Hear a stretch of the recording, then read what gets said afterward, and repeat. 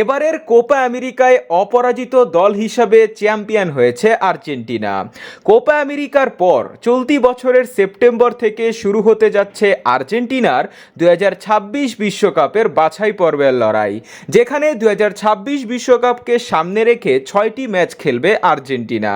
তাই আবারও মাঠে নামতে চলেছে লিওনেল স্ক্যালোনির শিষ্যরা। 2026 বিশ্বকাপের বাছাই পর্বের চতুর্থ ম্যাচে বলিভিয়ার বিপক্ষে মাঠে নামছে মেসির দল। 26 বিশ্বকাপ বাছাই পর্বে দুই দলের পয়েন্টস টেবিলের দিকে তাকালে বলিভিয়া 6টি ম্যাচ খেলে একটি ম্যাচ জিতেছে ও বাকি 5টি ম্যাচ হেরেছে। ওদিকে আর্জেন্টিনা 6টি ম্যাচ খেলে বলিভিয়ার ঠিক উল্টো, অর্থাৎ 5টি ম্যাচ জিতেছে ও একটি ম্যাচ হেরেছে। মাত্র 3 পয়েন্ট নিয়ে বলিভিয়া রয়েছে টেবিলের 9 নম্বরে ও 15 পয়েন্ট নিয়ে আর্জেন্টিনা রয়েছে 1 নম্বরে। এরপর আর্জেন্টিনা ও বলিভিয়ার হেড টু হেডে সর্বশেষ 5 ম্যাচে 4টি ম্যাচ জিতেছে আর্জেন্টিনা ও একটি ম্যাচ জিতেছে বলিভিয়া। সর্বশেষ দেখা হয়েছিল 2023 সালে বিশ্বকাপ বাছাই পর্বের ম্যাচে।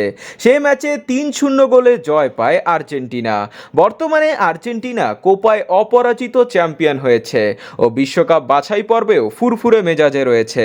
26 বিশ্বকাপের বাছাই পর্বের এই হাই ভোল্টেজ ম্যাচটি অক্টোবর মাসের 15 তারিখ শুরু হবে, যা বাংলাদেশের সময় অনুযায়ী 16 তারিখও হতে পারে।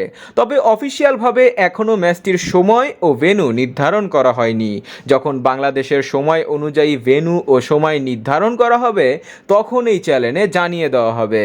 সে পর্যন্ত আমাদের সাথেই থাকুন।